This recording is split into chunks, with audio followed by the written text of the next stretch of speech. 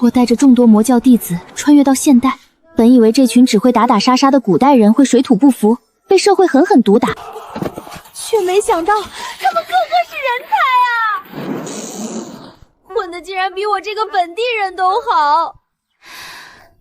不过好在他们都听我的，度假村也开始慢慢扩大了。恭喜你加入我们，以你雷火门的功底，以后烟花秀的任务就交给你了。这就加入了，就没有什么仪式什么的吗？仪式？没看出来你还是一个需要仪式感的人。那行吧，那这样，我念几句誓言，你跟我一起念。好的。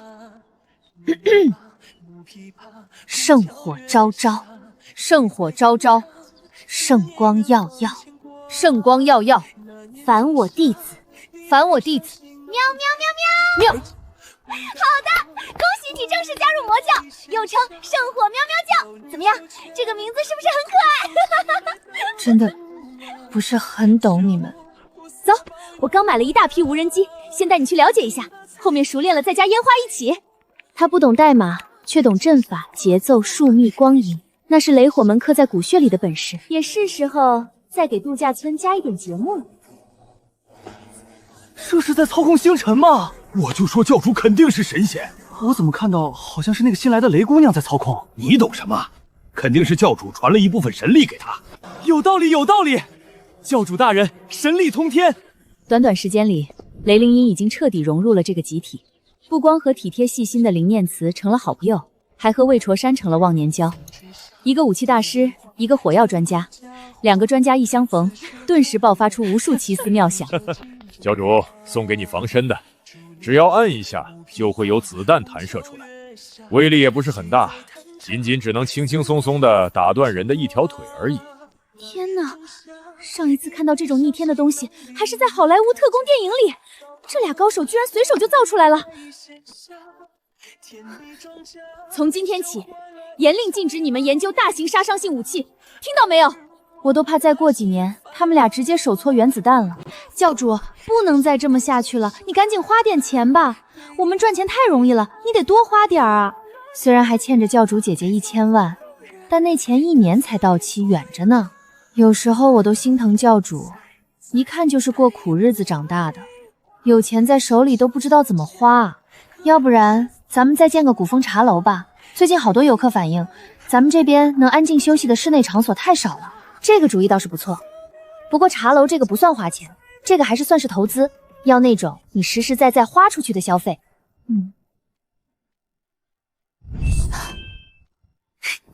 要不我去买辆车，这辈子都没给自己置办过这么贵的玩意儿，今天必须安排。你好，欢迎光临，请问今天想看点什么车型呢？刚刚那是什么原理？门怎么就自己开了？难道说这里面也有神仙？这里这么多神仙座驾进行售卖，里面有一个神仙在此坐镇，也不意外。算了，懒得纠正了，随便看看吧。那您一定要看看这款四门桥跑，咱们家的旗舰颜值款。要不要试驾感受一下？操控特别丝滑，新手也能轻松驾驭。我上去试一下，你们去休息区坐会儿等我。您喜欢的那种配置，现在正好有活动，全部落地下来也就120万。不错不错，这个价格很合适。是。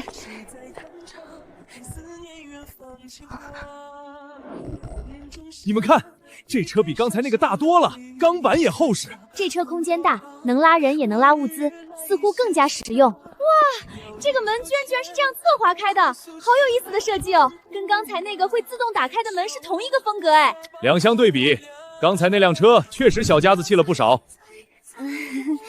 那辆车是？那是给店里送货的配送车。那价格大概是多少？大概15万左右吧。算了，不就是买车吗？又不是什么大事，小孩子才做选择。大气、敞亮、厚重，这一看就不是凡品。不错不错，虽然比不上上次那个大车，但是这车也能坐好多好多人呢。哦，对了，旁边那个小的是什么？小的是赠品，买大的送的。合理的，这大的一看就很贵，送点东西是自然的。原来是不花钱的赠品，难怪这么小。行吧，你们开心就好。一转眼10月份过去了，耗时整整3个月，耗资780万打造的员工宿舍，终于彻底竣工，可以入住了。花了一下午，总算搬完了。就在这个时候，度假村迎来了第一个重大投诉。什么情况？这位客人，你先别哭，慢慢说。不管是住宿不满意，还是遇到什么委屈，我都帮你解决，好不好？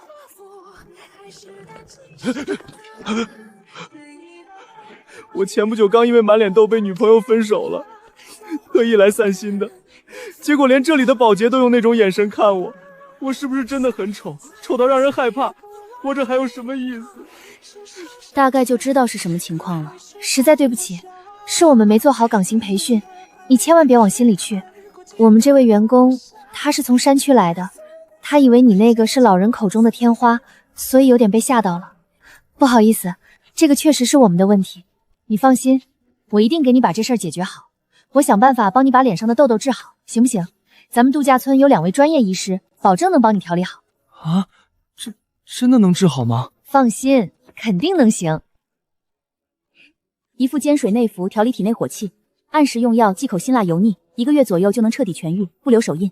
其实也不全怪别人，是我自己刚分手太敏感了，一点小事就反应过度，还闹得这么大，给你们添麻烦了。这是我们的一点心意，祝你在我们这里玩得开心。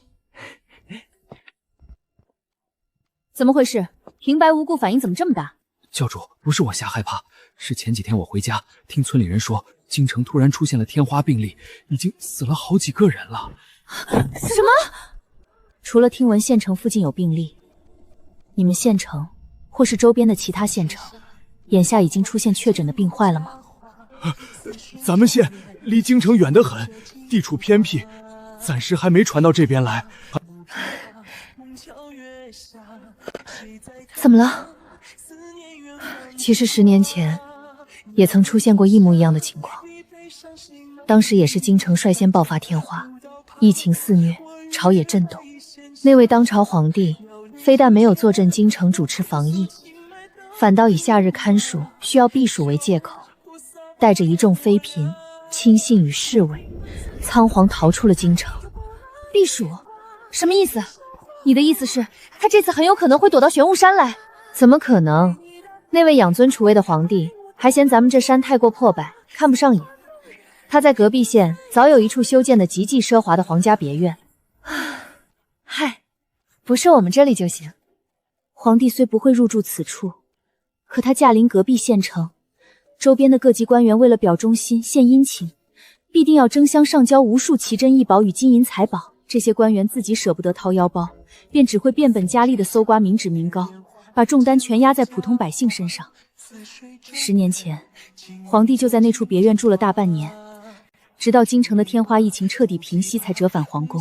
可他与随行队伍经过的地方，天花病毒也随之蔓延开来。京城的权贵尚有太医精心诊治，可底层的平民百姓连抓一副药的钱都拿不出来，只能在家中等死。而将病毒带来的皇家队伍早已扬长而去，全然不顾百姓的死活。这也太王八蛋了！教主慎言啊！后来还是我父亲带着门下一众弟子下山，施粥送粮，免费赠药，日夜不休地诊治病患，才好不容易将那场疫情压制下去。那你的意思是，这一次的天花很有可能会像10年前一样？我不知道，疫情扩散本就难以预料，谁也说不准接下来的走向。这段时间，你们负责度假村杂活的30个临时工，全都不要再回家了。玄武山是游客聚集之地，一旦你们不慎染上天花，再把病毒带到山上，后果不堪设想，麻烦就真的大了。怎么就麻烦大了？我们这边的人小时候都是打过水痘疫苗的，应该不怕这个。教主，据我所知，水痘和天花是完全不同的两种病病。水痘疫苗对天花没有任何防护作用。水痘只是症状较轻的常见病症，几乎不会致人死亡。可天花是烈性瘟疫，致死率极高，幸存者也会落得满脸痘疤甚至残疾。而且根据这边的医学历史来说，天花病毒已经消失了很多年了，你们也早已不再接种天花疫苗。如今的普通人体内几乎没有任何天花抗体，若是天花病毒突然传入这边，落在毫无免疫力的人群中，会飞速传播扩散，引发极大的公共卫生危机，万分凶险。原来是这样吗？我一直以为这两种病差不多。教主不必太过担心，我说的只是最坏的情况。按照此处的医学技术，就算感染了，只要及时去医院，很快就会恢复。至于那边，我会和茯苓一起研究疫苗接种之法，再试着调配克制天花的特效药。到时候就把药方交给陆大人，让他自行处理吧。好，那就一切都拜托你们了。啥年代了，还要你亲自翻书，直接上网搜不行吗？不到半个小时就全部查出来了，这个效率是不是也太高了一点？感谢前人的智慧呀！把人的手臂清洁后，用刀或针在表皮上轻轻划出数道浅痕，只要见血丝不流血即可。随后，将牛的脓包液脓滴在伤口上，让之渗入表皮。3到4天后，手臂会发痒，出现小布疹，逐渐变成水泡、脓泡，最终结痂脱落。约15天后，此人就再也不会感染天花了。哇，这也太厉害了，简直是闻所未闻呐！爹，那我们现在要把这2张药方交到京城去吗？我听闻京城那边有位太医曾经有过治疗天花这方面的经验，已经把情况稳定下来了。如果没有特殊情况的话，这个药方就没有必要拿出来了。当然，牛痘的种植还是要做的，但是要小范围，私底下慢慢来。那太医的方子怎么可能有楚大夫的方子好？他的方子当然不会比楚大夫的更好，可是问题就在于这么好的方子我是从哪里拿到的？毕竟对外我们县里现在可没有什么拿得出手的神医，总不能是你爹我这个年纪突然觉醒了医学天赋吧？那就只能希望那个太医能稍微厉害一点，赶紧把京城的瘟疫制止住，也省得我们和苗教主再担心。对了，我刚才让你去后院数兔子，你数了没有？数了，刚刚发现又死了一只小的，现在还有77只。不是说兔子生得很快吗？他们到底什么时候能够下崽啊？苗教主给我们的兔子都是2个月园龄的幼崽，这是你爹我的主意。毕竟一堆小兔子，你能说是捡的，能说是抓的，还有人信？若是一堆已经成熟的大兔子，有谁会信呢？不过小兔子也没关系，养上4个月的时间就可以繁殖下一代了。到了下个月，第一批兔子就正好养了4个月了。你又没有什么私心，你只是想为百姓做点事情而已，还要这样藏着掖着。谁说我没有私心的？等到了冬天，我第一件事情先用兔毛给你和满仓一人做一顶保暖的帽子，怎么样？然后再给百姓们做点过冬的衣服。我只希望这个冬天，大家都能平平安安的活下来了。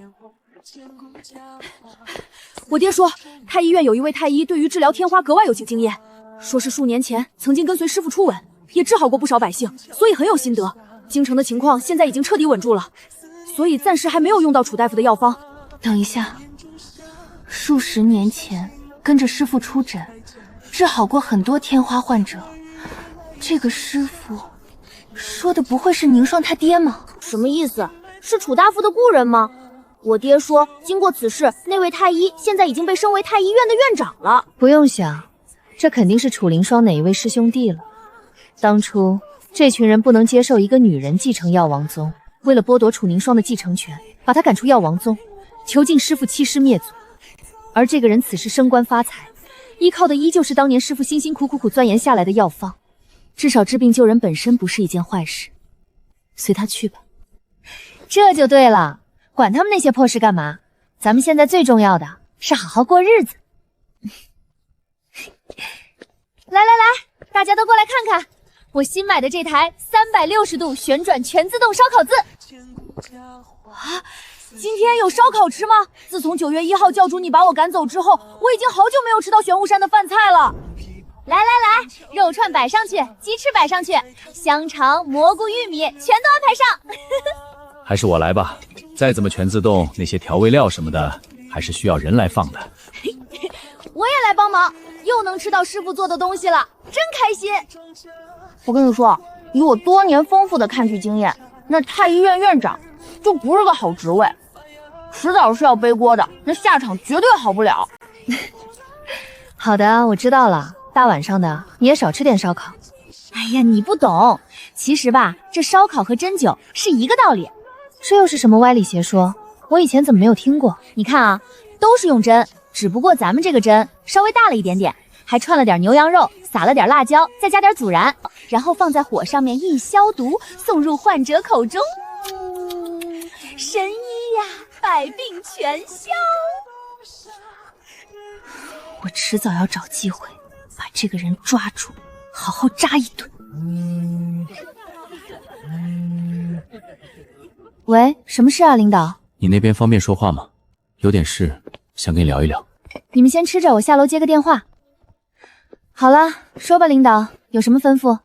吩咐不敢当，不过确实有件事想来请你帮个忙。哟，你还有需要找我帮忙的地方？太阳这是打哪边出来了？事情是这样的，现在是11月初，1月上旬，咱们国家要主办一场国际武术交流大赛。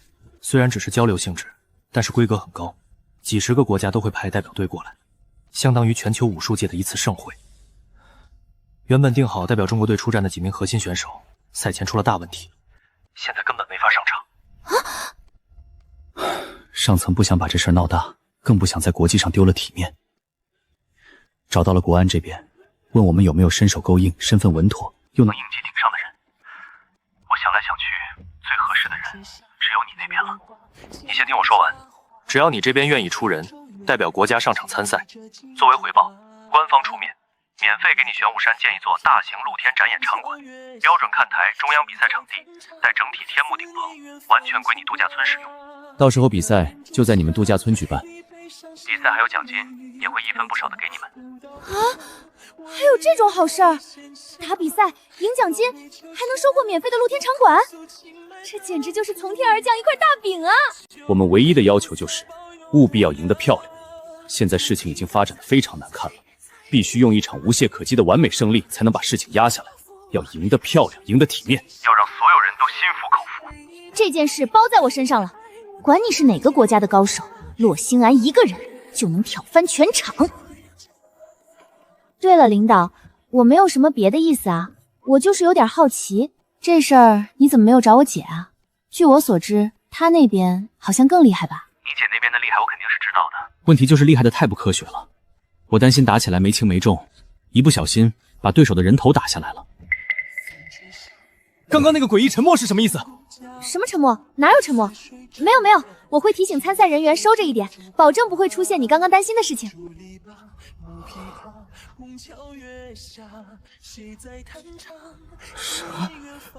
什么意思？也就是说，如果不收着一点，真的有可能发生那种把人家人头打下来的事情？这像话吗？比赛的详细规则，我明天一早发给你。场地建设的事，也会有专人明天对接。苗老板，这次就拜托你了。保证完成任务。苗老板您好，我们是负责玄武山路战演场馆建设的项目组，今天过来对接场地勘测、方案确认事宜，争取尽快开工。选址我早就定好了，就在这里。秦月川说比赛大概1月份才开始，时间充裕。他的要求就是赢得漂亮，那自然选山上武力值最高的人。洛星云、花影、沈燕，再加上进战时的魏子君，表格要填5个人，简单。花影不太喜欢抛头露面，让他当替补就好。教练是唯一能全程陪同的人员，那自然写我的名字。苗老板，你确定教练要写你的名字？你是不是没有看细则？细则我看过了呀，你们的规则简单的要命，说白了就是10分钟之内谁先把另外一个人打趴下，谁就赢了。我说的是有一条备注里面写了，紧急情况下，教练员也可以作为选手参赛的。没办法啊，我看了你发过来的规则，好多环节都只让选手和教练员参加，我不陪着，他们容易闹笑话。再说了，我们家孩子强的可怕，保证给你从头赢到尾，还能轮得到我出手？那行吧，一切都拜托了。这段时间你们好好准备。我们这个月居然只赚了902072，哇，这么烂的人流量，一个月也能有90万，我们这么厉害吗？总之，咱们现在手上的现金流是10777594元，这不是还有挺多钱的吗？要不先把我姐那1000万还了？反正这个月空调也弄好了，茶楼和场馆也都弄好了，也没有花大钱的地方了。我再去网上宣传一下，吸点流量。正好1月份又有元旦，也快要春节了，咱们肯定能大赚一笔。行。对了，教主，新建好的茶楼那边，我已经订购了一批本地的茶叶，按照品质和品种定了价。但是从陆大人那边拿来的茶叶，我不知道应该定多少钱。陆大人拿来的茶叶，我记得好像一共也没拿多少吧？一共就拿了3斤。陆大人拿过来的茶叶在那边属于什么档次？极品还是什么？品质不错，口感醇厚，但算不上极品，就中等吧，应该不是很贵。虽然不是很贵，但是到底和这边的不一样，物以稀为贵，就定个100多吧。那就166，或者188。那就166吧，188有点太黑了，166正好。虽然按照我的眼光，166一杯茶就已经很黑了。好的，知道了。教主呀，你几天没有出门了？哎呀，才3天而已啦。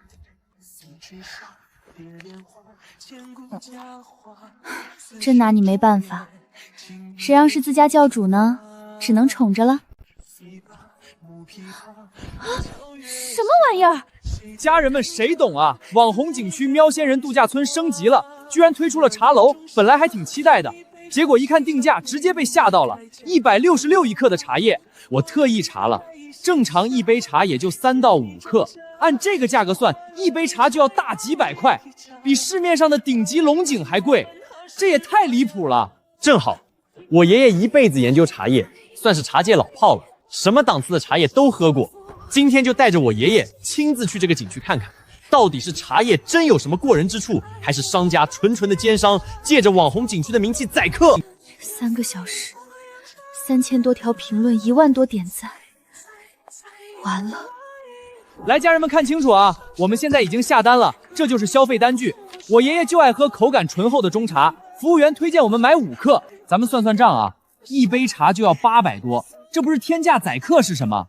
服务员还说，泡这茶用的是他们玄武山的山泉水，跟外面的水不一样，我倒要看看这水是能泡出金子来，还是这茶叶真能值这个价。爷爷，趁着这茶还没泡开，您先品鉴品鉴。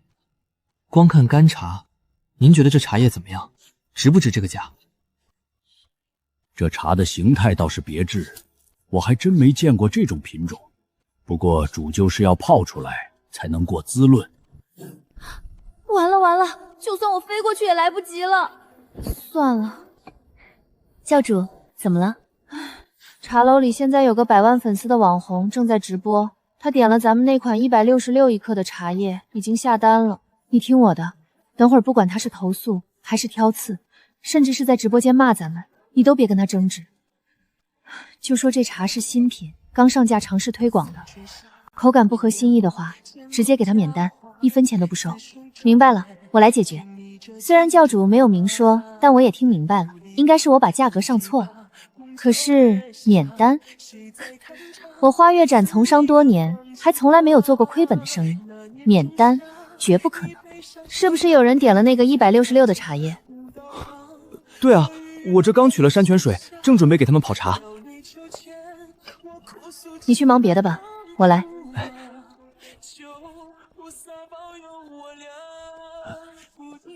我没看错吧？这服务员也太美了吧！我突然觉得841杯好像也不贵了。老人家，这款茶性子特殊，冲泡的水温、手法都有讲究，我来帮你们冲泡，方能品出它真正的滋味。老人家，请品茶。这是什么茶？我活了70多年，喝了一辈子茶，从来没有品过这样风味绝佳的茶。茶汤醇厚绵柔，回甘清甜，唇齿留香。喝完之后，浑身都觉得舒畅。这等品质简直是世间罕见。姑娘，这到底是什么茶？我从未见过，也从未听过，竟有如此独特的风味。这茶并非市面上的普通品种，是我们教主专门请人在特殊环境下遵循纯古法工艺种植炒制，没有任何添加，全程手工打理，故而风味独特。再配上我们玄武山独有的山泉水，自然与外面的茶不同。家人们，我以我辈子的品茶经验保证，这茶绝对是顶级好茶，品质堪比拍卖会上的稀有茶种，无论口感、香气都无可挑剔。特别是那种独特的古典韵味，是我从未尝过的。840块钱一杯，真的一点都不贵，甚至可以说是物超所值。姑娘，我实在是太喜欢这款茶了，你能不能高价卖我2斤？不管多少钱，我都愿意出。我想带回去慢慢品，也给圈内的老友们品鉴一番。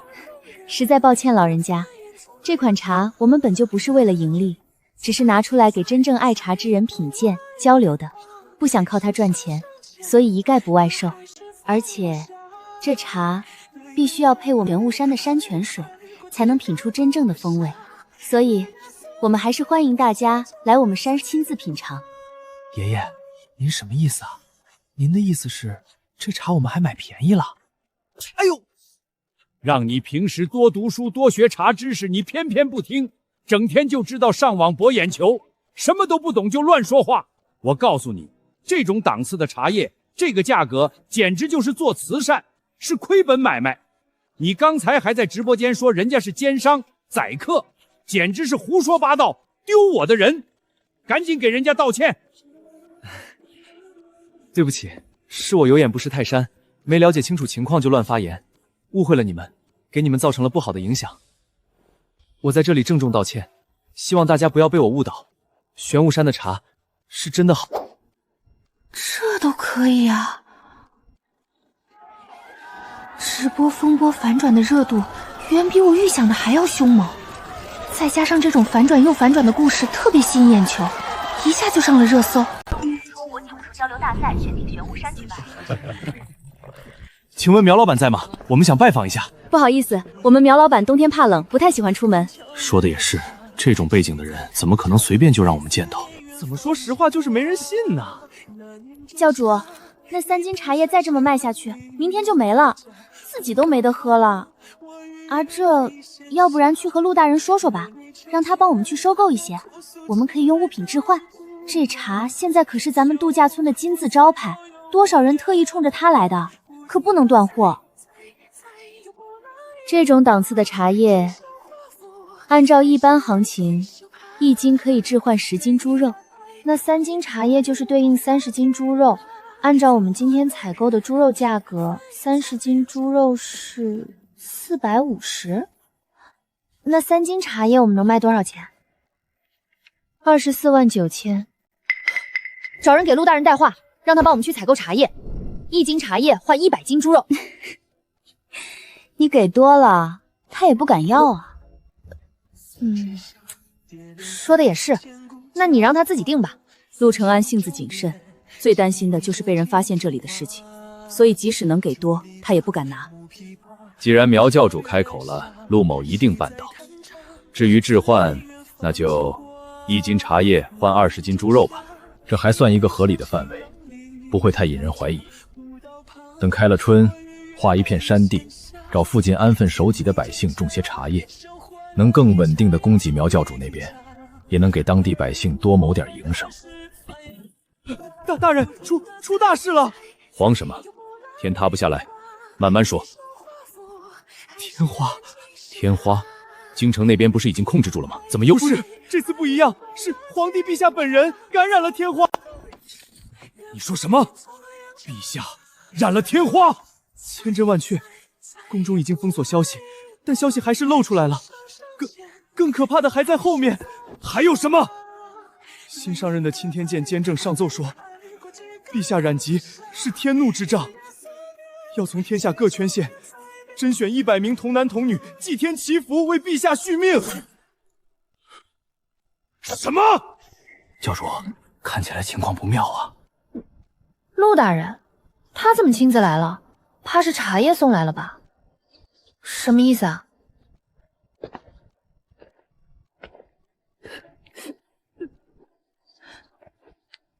星兰谢大人，您说，都到天台来，马上！发生什么事情了？钦天监监正上奏，要甄选100名生辰八字合适的童男童女祭天，为陛下续命。什么？不是，这老畜生疯了吧？有病就好好治啊！啊，抓100个无辜的孩子去祭天，这有什么用？简直是丧心病狂！根据钦天监监正给出的生辰，这100名孩童之中就包括云霄。他娘走得早，我这一辈子大约就只有他这一个孩子，我就算是死，也不可能把他交出去的，绝不可能！这个新任钦天监监正到底是个什么狗东西？能想出这种伤天害理的主意，他就不怕遭天谴吗？就这种玩意儿接了苏望坤的班儿？暂时不知道此人的身份，只知道是新上任的。我觉得这件事情不对劲儿。之前明明有消息说，京城的天花疫情已经彻底抑制住了，怎么会突然又爆发？而且偏偏得病的是皇帝本人。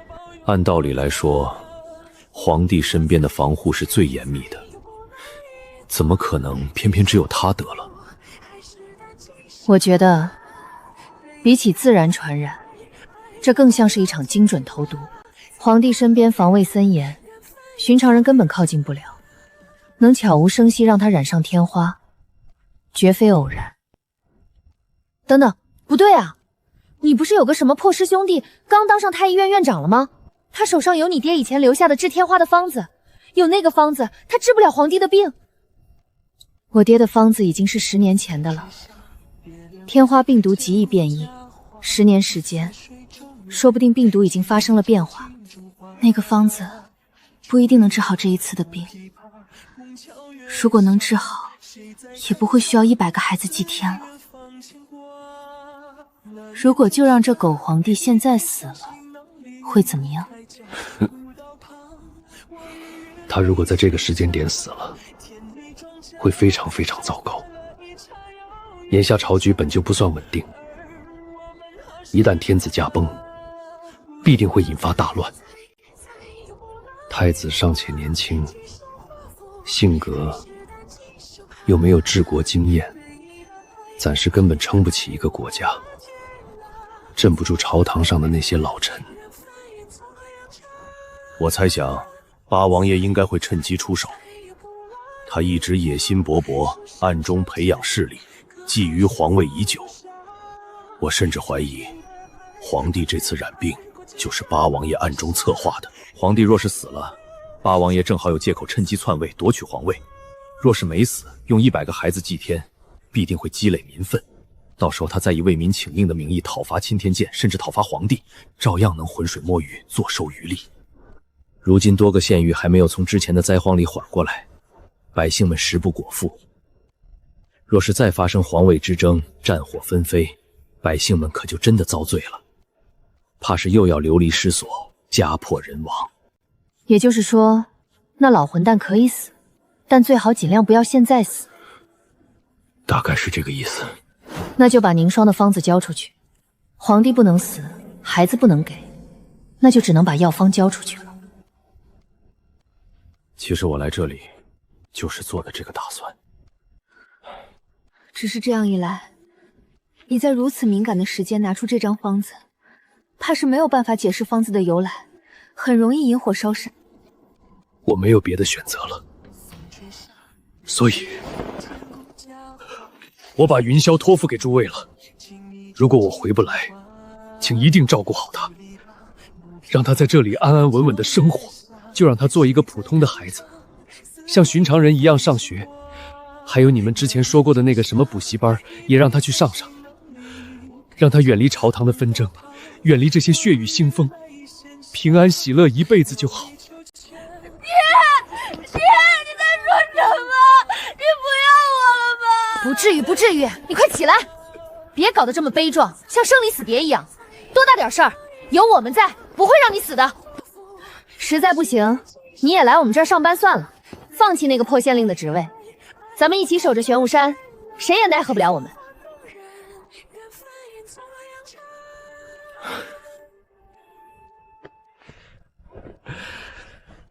我若走了，那县里的百姓怎么办？他们本就刚从灾荒里缓过来，若是我离开了，来了新的县令，一旦发现玄武山的秘密，你们和云霄还有那些百姓都会有危险，到时候一切就都晚了。反正你现在不许死，也不许出事。林音，过来，把你和魏师傅之前捣鼓出来的那些小型杀伤性武器，全都给我拿过来。你别糊涂啊！上次我不让你们做大的，你们后面肯定偷偷做了不少小的，别以为我不知道。赶紧的，立刻送到天台来。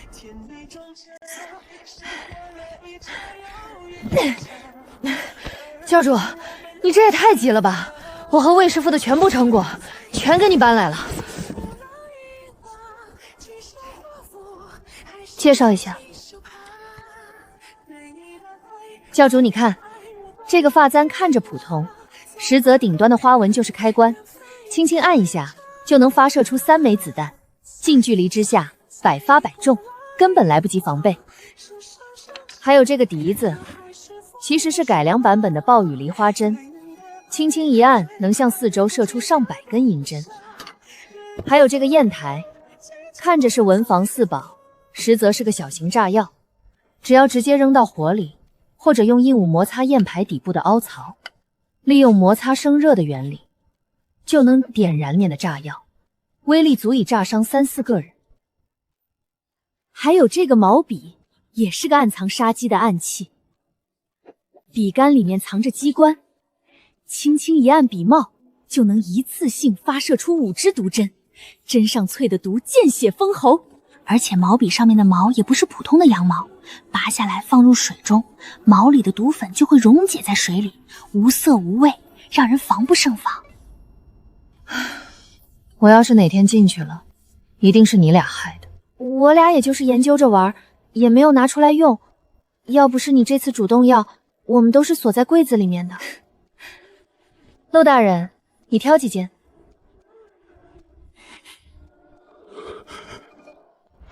后面的事情我也想不到那么远了，反正我只知道现在，谁敢杀你，你就杀谁。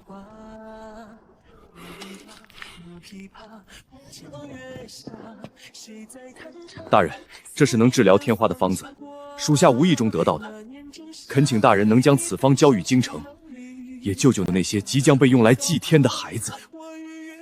这方子你从何而来？我们县城境内的玄武山曾经是药王宗遗址，之前被魔教占据，现在那一块已经没有人了。我带着属下上山搜寻，无意中找到一些书籍，其中就有这个药方。大人，您……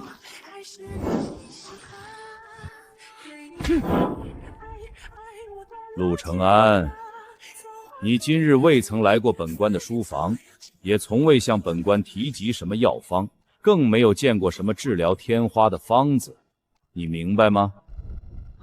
这人想要抢功，他一贯吃那卡药贪污成性，现在得知了这样的大功一件，第一反应自然是据为己有，还想把我完全排除出去。还有这种好事？属下明白，属下明白。属下今日从未踏入过大人的书房，也从未见过什么药方。属下刚才是一时糊涂，胡言乱语，还请大人恕罪。但是你今天来了，也不能让你空着手回去。你说说看，想要点什么？属下近来闲来无事，对茶道渐渐生了些兴趣。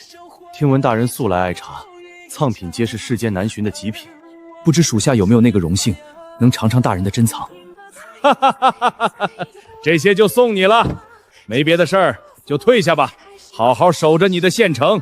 有我发达的一日，自然不会忘了你。但你要记住，不该问的别问，不该说的半个字都别往外漏。若是走漏了半点风声，后果自负，你担待不起。是，属下遵令。那张药方第2天就快马加鞭送到了京城，然后当天那位非常热衷于抢功劳的知州大人就莫名其妙暴毙而亡了。官府只草草以疾病结案，半点深究的意思都没有。没有人知道曾经出现过一张药方，只知道那位刚刚上任的太医院院长大人在一次力挽狂澜，研究出了全新的治疗方式，治好了皇帝的病。至于什么100个孩子祭天的事情，从未有过。等于说，知州抢了陆大人的功劳，然后太医院那个又抢了知州的，还顺手把知州给弄死了。说话，这到底是你哪一个师兄弟啊？手挺黑啊！你知道是谁吗？大概知道。谁啊？记不记得当初我们第1次见面，你和星洛听说我们被赶出来，立刻就带着我和福林打上了山。当然记得。那你还记不记得，当时星兰一上山，就用星丝环斩断了喊得最凶那人的小拇指？如果不出意外的话，就是这位。哇哦，原来是那个当年的倒霉蛋啊！他这个人从小就这样，什么都想要，什么都想抢。这次自以为自己又立了大功，却不知道彻底得罪了八王爷。哦，原来是黑吃黑吃黑，这是什么爽文故事发展？来，你试试这个茶。你最近糖分摄入有点多，应该改善一下饮食结构了。哎呀，我就是山猪吃不了细糕，行了吧？这种名贵的茶我喝不惯，别给我留着了，直接拿到咱们的茶楼去卖，肯定能卖个好价钱。其实我已经拿了一部分去茶楼了，只是想着这茶难得，品质极佳，该多留给教主享用，所以只拿了一小部分过去。那卖得出去吗？自然卖得出去，我随便标了688一克的价格，没一会儿就被抢光了。688一克，20斤，那就是688万！感谢知州大人的无私资助，祝您一路顺风，走得愉快。画的是真好看，就是这猫头是不是太大了点儿？身子这么短，看着总有点怪怪的，不像真猫呀。这个叫做 Q 版，就是这种2头身的比例，脑袋大身子小才萌萌的，最可爱了。做周边就靠这个吸粉呢，确实很可爱，做成小物件应该会很受欢迎。到时候这3种周边就每种限定1000个，在元旦的时候试试水，卖爆了再直接冲5000。当今陛下与八王爷乃是一母同胞，皆是中宫皇后嫡出，论才格，论魄力，论心智，八王爷处处都要强过陛下一截。只可惜当年先帝一句长幼有训，嫡长子登基，他便彻底失去了问鼎帝位的资格。陛下这些年越发昏轨，偏听偏信，沉溺享乐，而八王爷虽精明强干，却心性狠戾，手段冷硬，眼中只有权斗，没有百姓。至于太子，那孩子心地良善，有怜悯之心，是真的想做个好储君，只可惜性子过于软弱，缺乏主见，在朝堂之上被各方势力拿捏，根本撑不起大局。大人，您这神色，莫非是想到了什么人？其实，这皇室之中，当真有一人，天资聪慧，洞穿世事，有眼界，有胆识，亦有悲悯之心。大人，您说的究竟是何人？属下实在想不出来。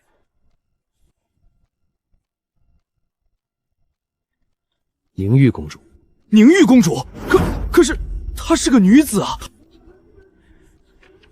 我在此处待了这么久，见识了许多事，也遇见了许多人，很多以前根深蒂固的想法，早已慢慢改变。能者居之，贤德居之，仅此而已，又有什么不好？你看我们苗教主不也带领着我们过得好好的？大人，您真是变了。若是放在从前，您断然不会说出这样的话。我也只是想想罢了。世事浮沉，人心难测，天意更不可违。我一介闲人，早已没了当年的锐气，也不敢再奢求什么改天换地。我只希望这天下能少一点纷争，少一点牺牲，百姓能吃得饱，穿得暖，能安安稳稳过日子，就够了。上本月的净收入是15316460元。然后你这个月最大的一笔投资就是停车场的350万，所以现在我们手头上的现金流是1,2594054元。教主啊，你要加油啊，想办法再多花点钱啊！我努力。苗老板，好久不见呀！我终于有机会再来你这里看看了。我怎么觉得和上次来的时候完全不一样了？感觉多了好多新设施，比之前更气派、更热闹了。对啊，加了很多新设施，等会儿带你去转转。武队长好，你好，失敬。就是那个我们这里的情况，不知道你们了解多少？我们和你姐姐还挺熟的，所以应该还算了解吧。嗨，都是自己人，走，先去吃饭。在1月17日，也就是开幕式的当天，大屏幕上生成号码1到53，然后进行随机匹配，每个号码随机匹配到另外10个号码，这10个号码就是该队伍的10位对手，一共会产生265场对局。现场随机生成吗？会不会出现 bug 什么的，重复了或者多了少了之类的？真的不需要提前核对吗？到时候全天都会对外直播，这要是出现问题了，岂不是很尴尬？这程序找你姐写的？那没事了，那肯定没问题。然后由各个国家的教练现场抽签，确定各个国家的号码。到时候我们就拿个大箱子，在里面放53个乒乓球，摸到哪个算哪个。从1月18日开始，大家就按照这个安排去打积分赛。单场比赛采用3局2胜制，每局限时10分钟，先倒地者判负，每局休息5分钟，这样一场刚好就是45分钟。到时候现场会分成 A、B 2个区域同时比赛，早9点持续到晚9点，12个小时，一天能打32场，浪摆65场，刚好能在9天打完。那积分怎么算？胜一场积1分，负场不积分。全部积分赛结束后，按总积分取前16名进入决赛，然后休息1天。1月28日开始决赛，为期4天，淘汰制，单场决胜，直至1月31日决出总冠军。1月31日正好是南方的小年，上面说了，让我们赢得漂漂亮亮，让大家高高兴兴过个年。我自知实力远不如各位，但习武多年，一直想和高手过招，亲身感受差距，看清不足，日后也好精进。不知苗老板能否成全，让我和这儿的高手切磋一番。对啊，我们队长3岁就开始学武术了，可厉害了。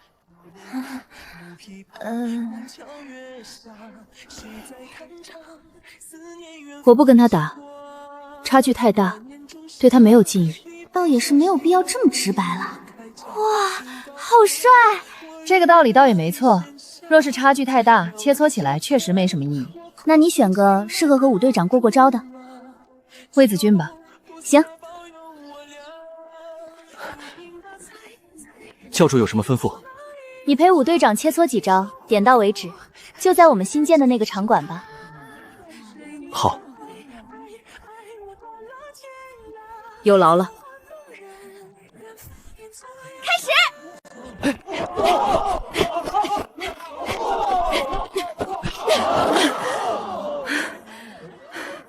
我认输，是我技不如人，承让了。刚才打得太帅了，队长你太厉害了。输了你也夸。哎呀，输输赢赢又不重要，反正在我心里队长就是最厉害的。别的我不知道，但是我知道这一次武术交流大会，我们国家稳了。转眼就到了国际武术交流大会开幕式提前2天的日子，组委会工作人员正式入住度假村，并包下了度假村所有99个房间。苗老板，最终只有20几个国家选择入住度假村，其余30多个国家都敲定了市区的5星酒店。一部分选手不习惯古风装饰，还有部分单纯觉得度假村档次不够。住不住都无所谓，反正房费已经全款付清，不管来不来住，钱都稳稳进了我的口袋。比起虚名，实打实的收益才最实在。那些人也太过分了吧！5星级酒店有什么了不起的？咱们度假村山清水秀，设施也齐全，凭什么瞧不起我们？对了，教主，什么叫做5星级酒店？对啊，教主，我们现在几星级啊？我觉得再怎么也该有个9星吧。对了，师姐，你知不知道满分是多少啊？我怎么知道？100、10吧。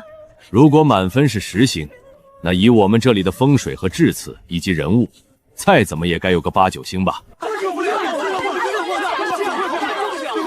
各位不好意思啊，我刚刚查了一下，只有营业超过1年的酒店才能进行星级评级，也就是说，严格说起来，我们现在0星。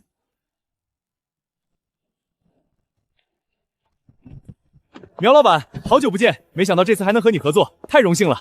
这次能来负责国际武术交流大会的直播，可全靠你之前的关照啊！太客气了，有什么需要配合的，尽管开口。苗老板您好，我是山海直播策划部主管张一鸣，久仰久仰。我们张总经常提起你。策划部主管是吧？就是，还有什么别的我需要知道的吗？哦，对了，听说您上次见过九儿老师了，对吧？我跟他不一样，他是主播，我是工作人员。哇，原来咱姐公司也是有人类的啊！苗老板放心，我们和南省卫视并非第一次合作，接下来就开始布置设备、调试信号，保证不出现任何纰漏。经过2天的紧张筹备，国际武术交流大会的开幕式终于如期而至。新建的室外场馆内早已座无虚席，来自全国各地的游客、武术爱好者、各国参赛队伍的随行人员齐聚一堂。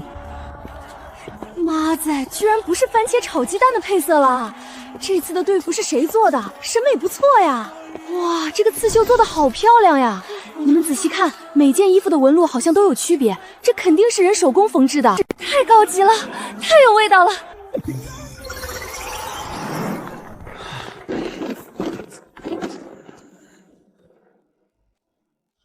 您好，请问作为第1场参赛的队伍，您和队员们有什么感想？对接下来的比赛有什么期待吗？我们没有什么感想只是已经等不及把中国队打爆了。你们中国的很多武术招数都是从我们韩国偷学过去的，根本没有自己的东西。这次我们就是要在国际舞台上证明，你们偷来的东西终究是不上台面的，韩国武术才是最厉害的。这人说的是什么呀？听着好像咒语。小点声，教主说有直播。放屁！武术明明是我们中国的国粹，是你们偷学我们的！太不要脸了，居然颠倒黑白！苗教练，刚刚韩国队选手的发言您听到了，请问您对此有什么看法？我这个人从不浪费时间和喷子对话。明天咱们一切以实力见真标，谁强谁弱，赛场之上自有分晓。哦，对了，为了彰显我们东道主的风范，我提前给你们漏个题，我们明天第1场上场的，先上最弱的队员，至于你们，随意就好。反正谁上场，结果都一样。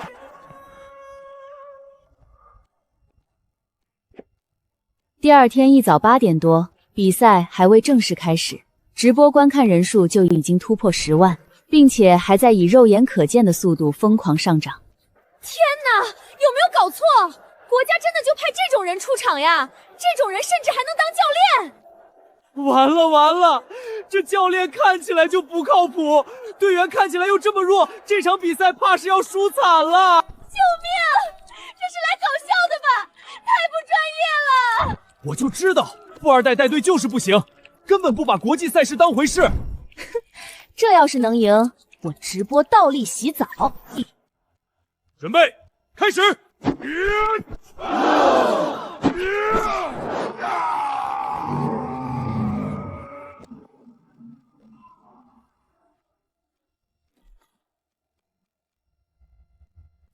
等一下，刚刚发生了什么？我是不是看错了？我没眼花吧？就1秒，这就倒了。1、2、3、9、10，倒地超过10秒，韩国选手落败，中国队获胜。直播间还没进去呢，这边已经结束了。哎呀，开场之前忘记提醒他，让他稍微收着一点了。太厉害了，太不可思议了，这简直是奇迹，是国际武术交流大会史上最快的胜利，全场都被你惊呆了。请问你有什么想对你的对手说的吗？其实我就是想要问问他昨天说了什么，我当时有点分心了，没注意听。他能再说一遍吗？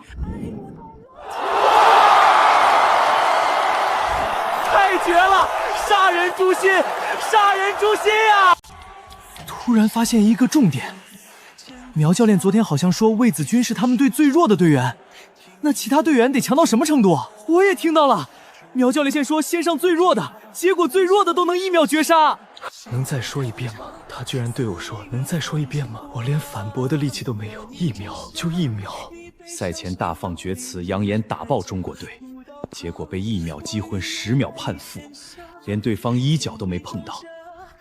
这不仅仅是输掉一场比赛，更是把我们的脸面狠狠踩碎在了全世界面前。都别愣着，立刻集合，紧急复盘。现在不是颓废的时候，我们必须搞清楚一件事：那个魏子洲到底是不是中国队所说的最弱的选手？如果魏子坤真的是最弱，那中国队的实力简直深不可测，我们毫无胜算。可如果他是最强，苗云一那句话只是心理战，那我们还有翻盘的机会。找到了，教练，我找到了另外2个人的公开视频。这个叫沈燕的，全网所有视频里唯一的技能就是射箭，他是专业的远程射箭选手，没有任何一个视频展示过他的赤手空拳近战能力。还有这个叫洛星兰的，他就是度假村老板的助理，每天跟在老板屁股后面无所事事到处闲逛，没有任何武术训练，没有任何比武切磋，和武术半点关系都没有。教练，真相一目了然，魏子君是中国队唯一的近战高手，是他们3个人里实力最强的那一个。沈岩赤手空拳近战一擦不通，完全是外行。洛星潭纯粹的花瓶，连基本的武术动都不会。苗云一根本就是在玩弄心理战。说到底，他就是一个普通的富二代，一个度假村的老板而已，能找到多少高手，一个就不错了。他故意把最强的魏子君说成最弱，就是为了恐吓我们，击溃我们的心理防线。沈燕射箭再厉害有什么用？本次比赛是赤手空拳近战对决，禁止任何器械。远程高手在近战擂台上连普通人都不如，卑鄙，无耻至极！口口声声说实力见真章，说不玩阴谋诡计，结果竟然用这种下三滥的手段欺骗全世界，把最强近战伪装成最弱，简直龌龊到了极点！太好了，我们彻底翻盘的机会来了！下一场我上场，轻松碾压他，让他们知道近战武术的真正实力。中国的骗局被我们拆穿了，接下来该我们掌控赛场了。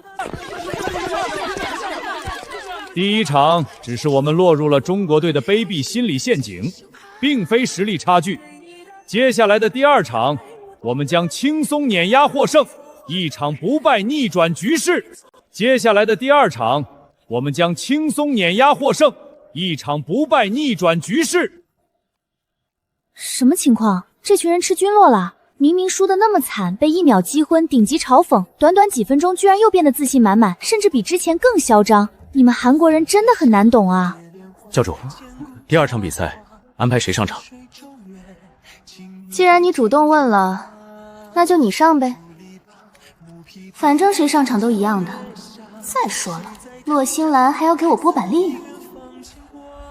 不过这次不能直接1秒绝杀了啊！刚才那个场面太干脆了，一点面子都不给人家留，显得我们东道主太霸道，太不近人情了。咱们稍微收着点力道，控一下节奏，就打个10秒吧。行。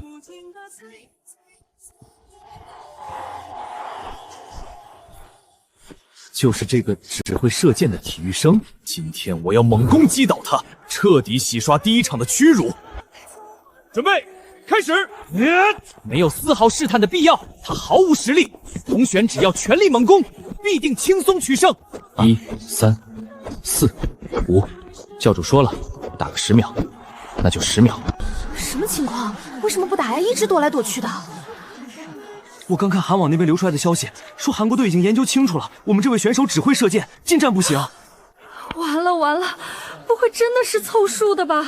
果然，他就是个只会射箭的，近战根本不行，他只能闪避，根本没有还手之力。赢定了，我马上就能击败他。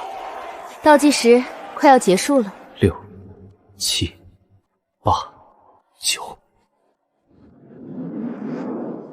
10。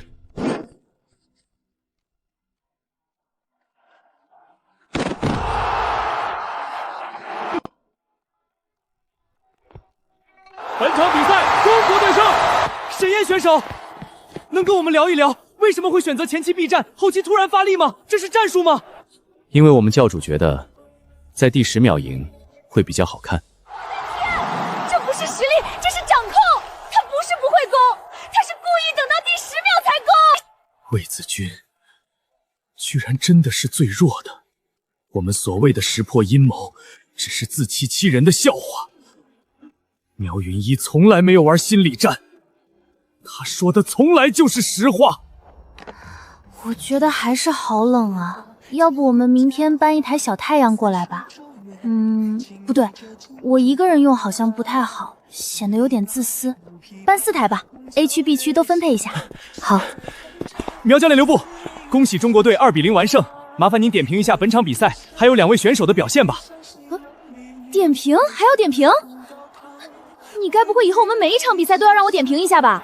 这也太为难我这个吉祥物了。苗教练太谦虚了，您就简单说几句，比如对2位选手的表现满意吗？对韩国队的表现有什么看法？那星兰来点评一下吧。发力急躁，防守漏洞百出，连基础的卸力都不会，输是必然。好的，非常感谢。对于你2位队友的表现，你有什么点评呢？对手太弱，他们都没有发挥实力，所以没有什么好点评的。太帅了，好狂啊！我太爱了。盲猜一下，这个姐姐才是几个队员里面最强的。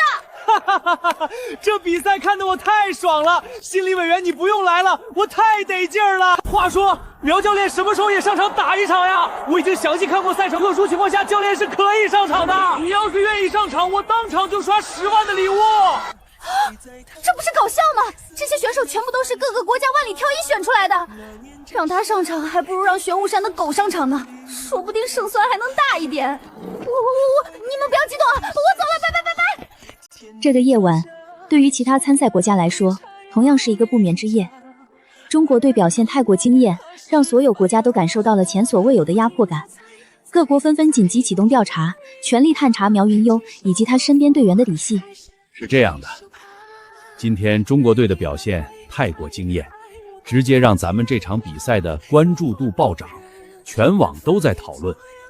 现在有好多赞助商都挤破头想要过来投放赞助，可问题是咱们赛事在筹备初期就已经签了独家赞助商，我们现在就是看着一座金框却根本动不了。想来想去，干脆把这些赞助商介绍给你们度假村。啊？一个比赛只能有一个赞助商吗？不对吧？我记得我以前看那些综艺节目，后面的赞助商名单都能念半分钟一长串呢，怎么咱们这个就不行呀？主要是咱们这个独家赞助商一开始就谈好了，不允许任何其他品牌插手，我们签了合同，不能违约。哪个公司这么财大气粗？是我们山海直播。哦，那没事了，合理的。说起来，张总真是眼光毒辣啊！如果按照现在这个流量再去签赞助合同，价格起码要高10倍。我们张总向来如此。还有个事儿，按照我们统计的数据来看，明天玄武山的客流量应该会超过5万。当地政府那边怕你这边忙不过来，特意说明天会紧急调一批工作人员过来帮忙。除此之外，政府还特批了一条临时公交路线，直接开到山脚下。他们还说，如果客流量稳定以后，就直接固定下来，长期开通。什么？5万？你们没搞错吧？怎么一下子就有这么多人了？不是，你们是怎么知道的呀？周边酒店民宿这几天房间都全部订完了。按照往年数据推测，明天人流量应该会有5万。5万人，你们确定吗？我们整个山上工作人员加起来都不超过70人啊！5万个人，我们怎么应付呀？你不用担心，政府那边也已经考虑到了，会调人调资源过来，还会联系周边企业，安排志愿者协助，肯定能把秩序维持好。就是呀，你不用担心这些杂事，和政府沟通协调人员的事情我来负责，保证给你安排的明明白白。如果明天因为人流量过大出现游客投诉诉纠纷制的问题，我来帮忙解决。至于其他队伍的一切事务，我们都会安排好的。那我呢？有没有什么需要我做的呀？苗教练，你唯一的任务就是好好休息，指挥好队员们，专心准备接下来的比赛。指挥队员？哦，这好像更不需要我了。能力越小，责任越小，果然只能安安分分的躺平，真是寂寞如雪啊！这种感觉就很诡异，特别像玩经营类游戏，你点了一个升级，进度条走完之后，一切都自动完成了，非常爽，但确实非常诡异。想吃，我帮你去排队。苗教练，你想吃炸串吗？我这刚出炉的，送你2串，不要钱。我这刚炸的鸡柳还脆着呢，苗教练，我分你的。热薯条，刚出锅的，苗教练，拿着。苗教练，想吃麻辣烫不？想吃啥随便点，我免费给你烫，管够。谢谢谢谢，真不用了，你们自己吃就好。感觉自己这辈子从来没有这么受欢迎过。苗教练，今天洛欣然会上场吗？咱们中国队今天准备用什么战术啊？想知道谁先上场是吧？简单，去我账号看。我昨晚发了视频，下面挂了投票。今天谁第一个上场，全由要网友投票决定。你们感兴趣也可以去投。教主，我现在在住宿区这边，新来的那个苏姐姐和人吵起来了，我感觉吵得还挺厉害的。为什么吵架？我也不知道，他们说话叽里呱啦的，我根本就听不懂。没事没事，我马上过来看看。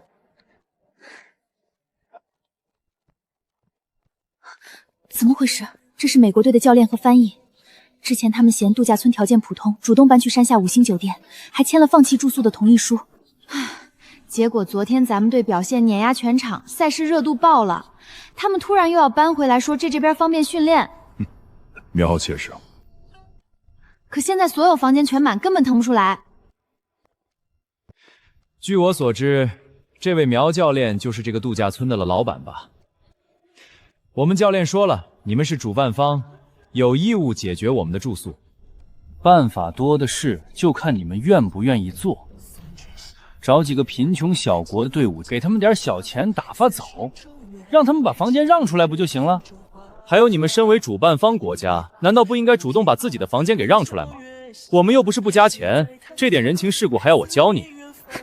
哟，副工啊，意思就是说，不管我开多少钱，你们都给得起？